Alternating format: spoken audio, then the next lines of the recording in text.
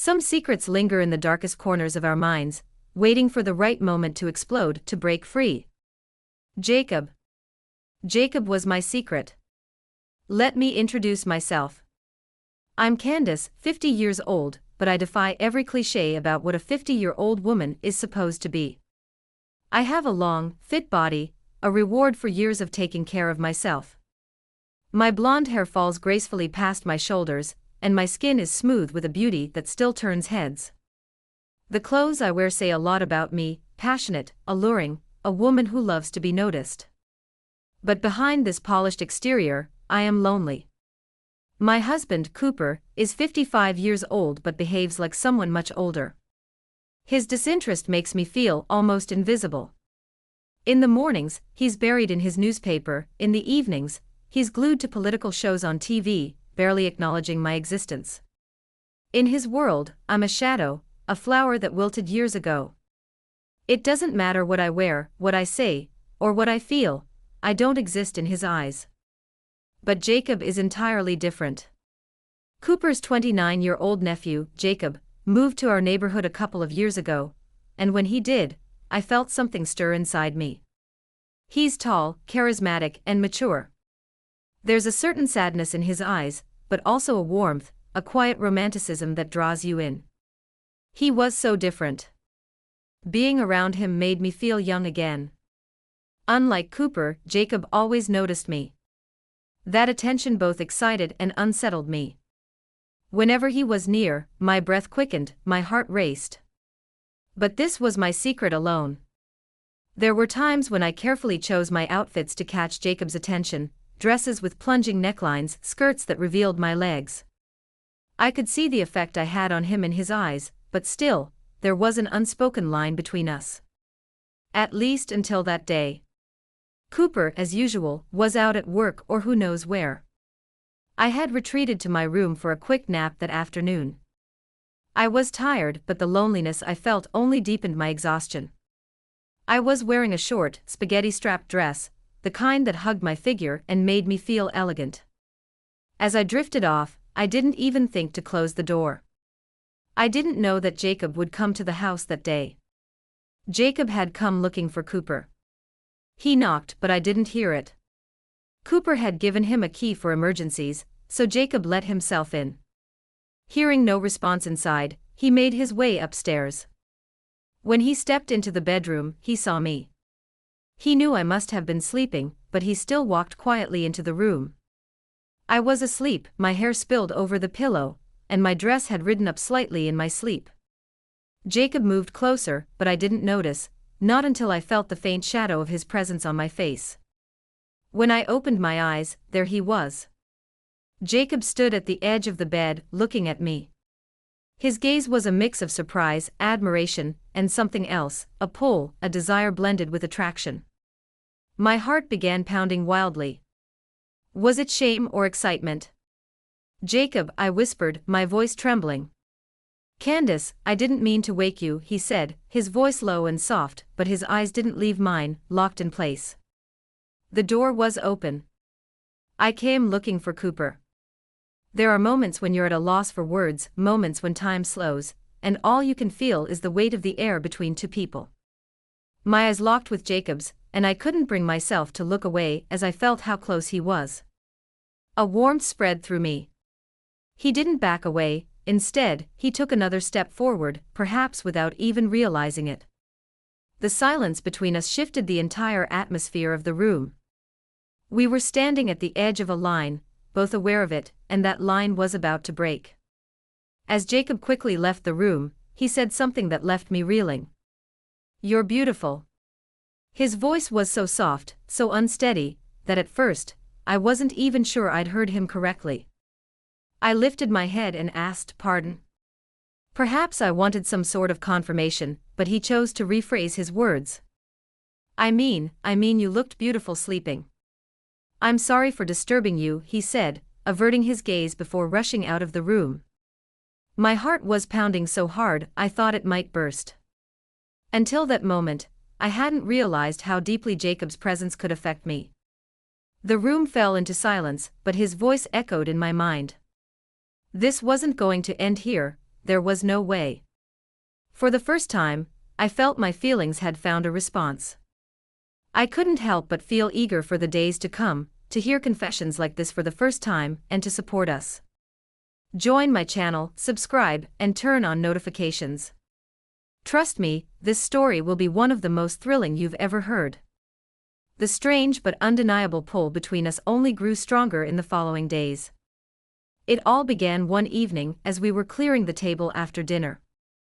Jacob carried plates to the kitchen while I wiped down the table. When I heard his footsteps behind me, I felt something stir inside me, but I tried to brush it off. When he set the plates on the counter, our hands brushed. That simple touch sent an electric shock through my body that I couldn't begin to explain. For a few seconds, I didn't even breathe. He seemed to pause too, but then, as if nothing had happened, he stepped away. Later, as I reached for a plate on one of the higher shelves in the kitchen, Jacob suddenly appeared behind me. "Here, let me get that," he said, reaching for the plate just as I stretched out my arm. In that moment, the space between us was almost non-existent. His breath warmed the back of my neck. Our arms practically tangled as he reached up, and the intensity of the moment was almost unbearable. When our hands met on the shelf, we both froze. I closed my eyes and held my breath. I could hear Jacob taking a deep breath. When I finally opened my eyes, our gazes met. In those fleeting seconds, neither of us spoke, but his eyes said so much more than words ever could. "Thank you," I murmured, though my voice was barely audible. I wasn't even sure what I was thanking him for. Jacob said nothing, stepping back, but his eyes remained on me. The look in them sent a wave of warmth coursing through me. One afternoon, knowing Cooper was out of town, I noticed Jacob's car pulling up in front of the house. My heart began pounding in my chest. It wasn't the kind of moment I'd been expecting. When he knocked on the door, I took a deep breath before opening it. Jacob stood there, framed by the dimming light of the early evening, his eyes locked onto mine. His voice was deep and steady as he spoke.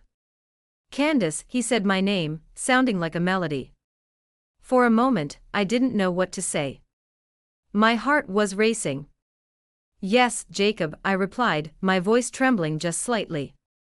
Jacob didn't break eye contact. "Candace, I know," he said, confused. I furrowed my brows. "Know what?" I asked, my heartbeat echoing in my ears.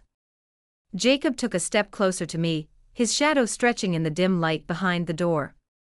"I've known for a while that Cooper hasn't been paying attention to you, that he's been ignoring you.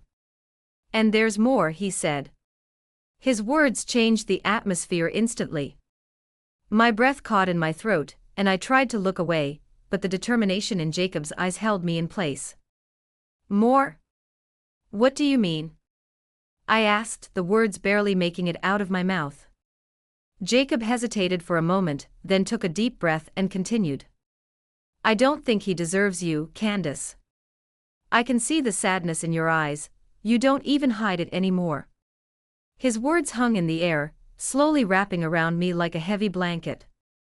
As a strange feeling rose within me, he was right, but hearing it said out loud by Jacob was something I hadn't anticipated. Jacob paused for a second, the determination on his face replaced by a hint of embarrassment. "I'm sorry, Candace," he said, his voice calm but slightly shaky. "This was too fast, too sudden. Maybe we could sit down and talk more comfortably."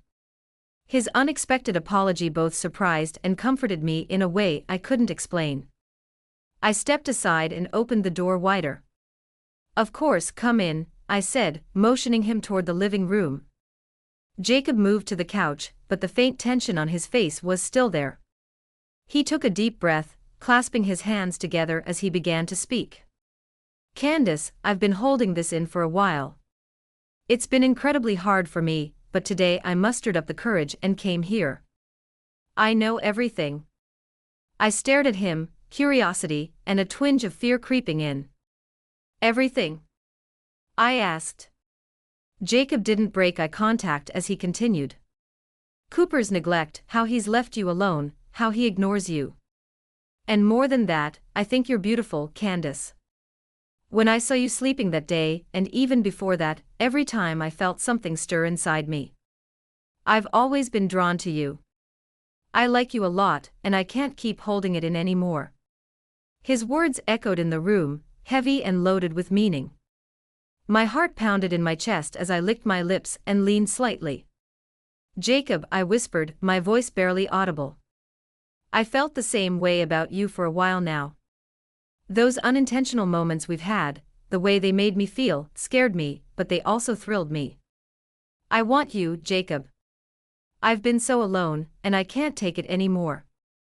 As my words lingered in the air, a spark lit in Jacob's eyes.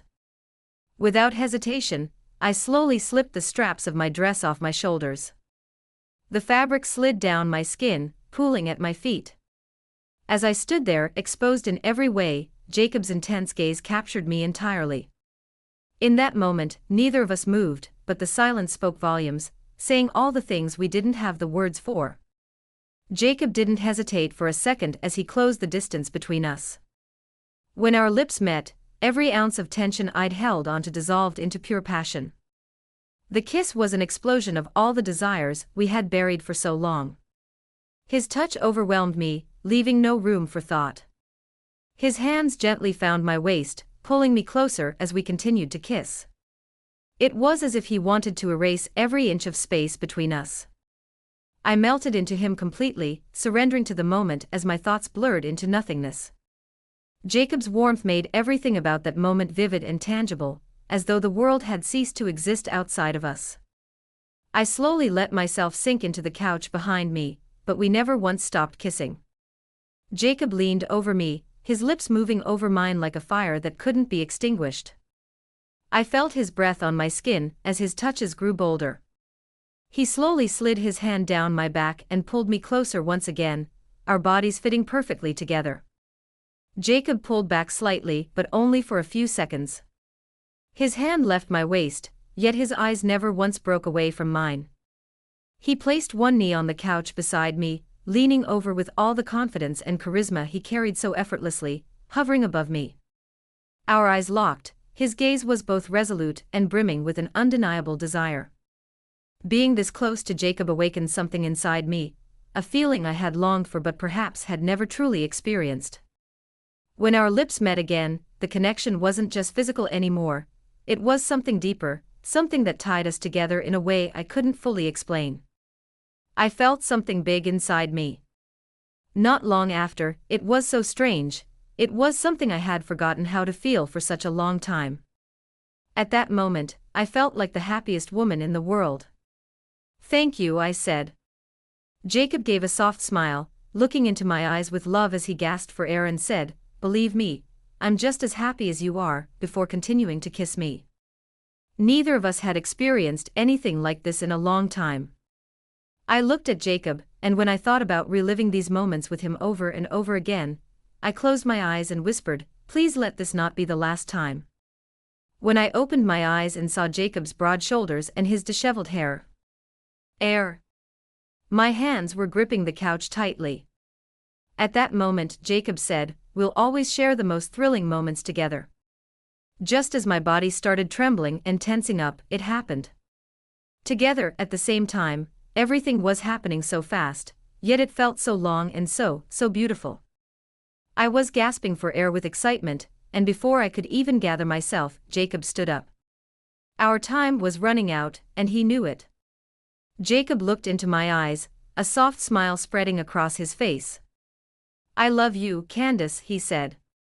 The sincerity and depth in his voice made my heart race even faster. "You're not going to be alone anymore," he added as he picked up his clothes. He seemed at ease, as if he had just fulfilled a promise he'd been holding on to for years. Yet the intensity of the moment lingered in his every movement. "I'm going to the bathroom to wash my face," he said softly. We were both still breathless, but he moved with calm determination. Gathering his clothes, he walked out of the room, and I couldn't take my eyes off him. What I felt in that moment wasn't just happiness, it was the fulfillment of something I'd been longing for, to feel understood, loved, and truly seen. While Jacob was in the bathroom, I could still feel his warmth lingering on my skin.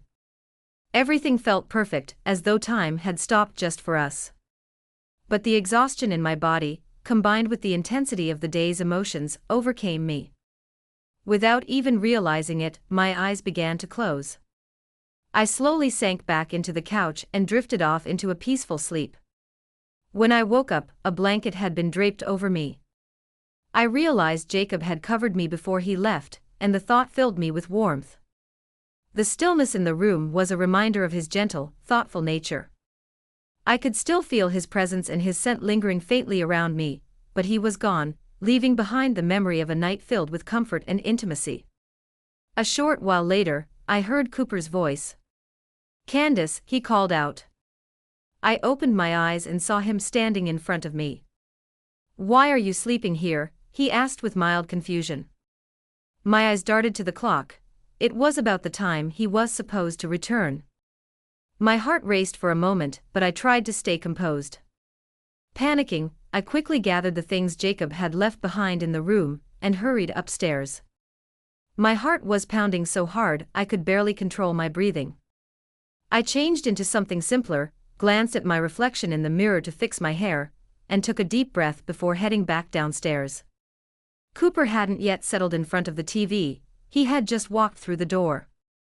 Without letting him see me, I slipped into the kitchen and poured myself a glass of water. "Candace, where are you?" Cooper called out.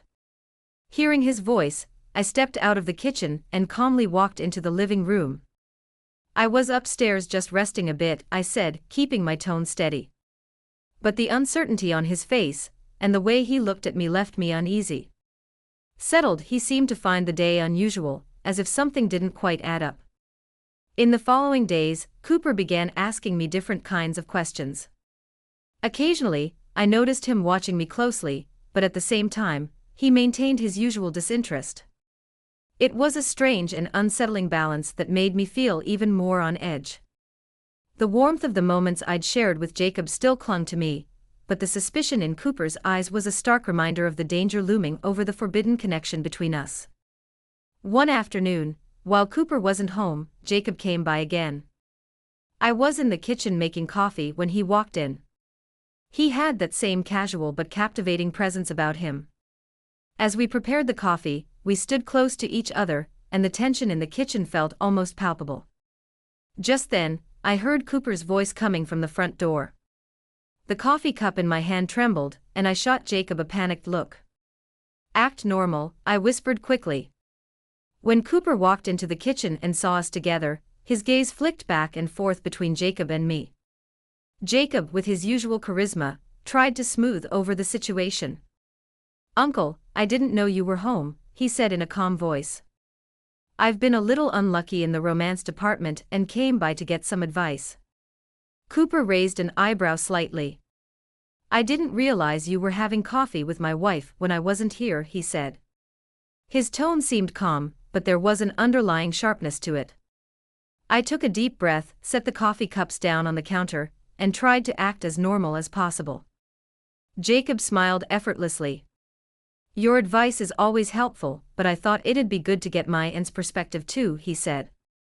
Cooper nodded slightly as though he believed him, but his eyes didn't leave mine. That day, the suspicion in Cooper's eyes became crystal clear. He didn't say anything, but it was obvious he wasn't going to forget what he'd seen. A few days later, I was in the kitchen and didn't notice Cooper quietly picking up my phone. When he opened the screen and saw the messages between Jacob and me, the expression on his face revealed that he understood everything. Silently, he placed the phone back on the table, but from that moment on, everything started spiraling in a completely different direction. Without a flicker of emotion on his face, Cooper took out his phone and sent Jacob a text message, "Come over for dinner tonight." It read short and to the point. His voice didn't waver as he returned to the table to read his newspaper, but the atmosphere in the room shifted in an instant. My heart was pounding in my chest as I stared at him, holding my breath. The fear building inside me was like the warning signs of an approaching storm. For stories like this one, don't forget to join my channel and subscribe, turning on notifications. Trust me, this story is going to be one of the most thrilling you've ever heard.